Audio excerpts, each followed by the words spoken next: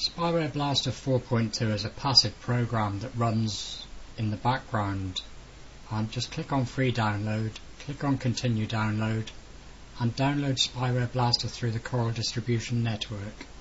Now I will cancel this as I've already downloaded it, but download and save it to a location of your choice. Run the program, click next, accept the agreement, click next. Click next again. You can put a shortcut on the desktop, click next and install. When it's finished, run SpywareBlaster and you will have this window come up, which is a brief tutorial. And select manual updating, click next, then click finish. Now at the moment, as you can see, all protection is disabled. Click on each of these to enable protection. Active X and tick or click on protect against these items, and again the same with cookies, restricted sites and Mozilla Firefox.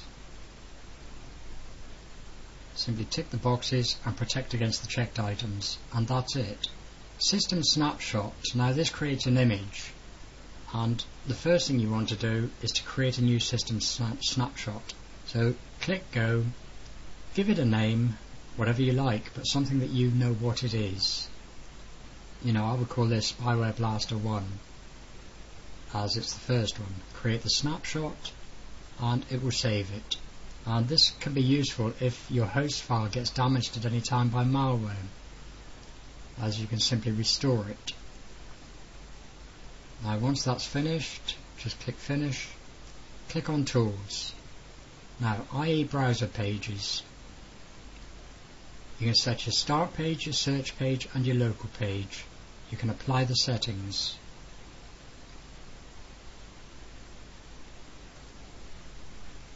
The host safe. Now here is where you find the snapshots you created. Now if you click on create new backup, you will see the one that has been created. If your host file becomes corrupt, you can restore the saved backup. All you have to do is click it, and it restores it to the state it was in prior to any infection. Miscellaneous settings. If you disable the IE homepage settings by ticking this, you will not be able to change the homepage and internet options, so those pages will be locked. You can change the text on Internet Explorer so that you see whatever you like, and remember to apply it. Flash killer. Now a lot of sites use Flash for animations games, but also advertisers and that have in-your-face ads that you really don't want to see all the time. You can disable and block Macromedia Flash in Internet Explorer by ticking this box. Custom blocking. You can create your own list of ActiveX controls. Simply enter the details, protect against the checked items. If you want to, you can remove protection for unchecked items. Updates. The first thing to do is check for updates. Enable protection for all unprotected items. And that's it updated. Now if we go back to updates again, in options, you can use a direct connection to the internet or use the system connection proxy settings, and if you have a specific proxy, then enter the address and the port number. Auto update. Now to enable this, you need to have the Pro version. If you don't have the Pro version, then simply close the program. It doesn't use any resources.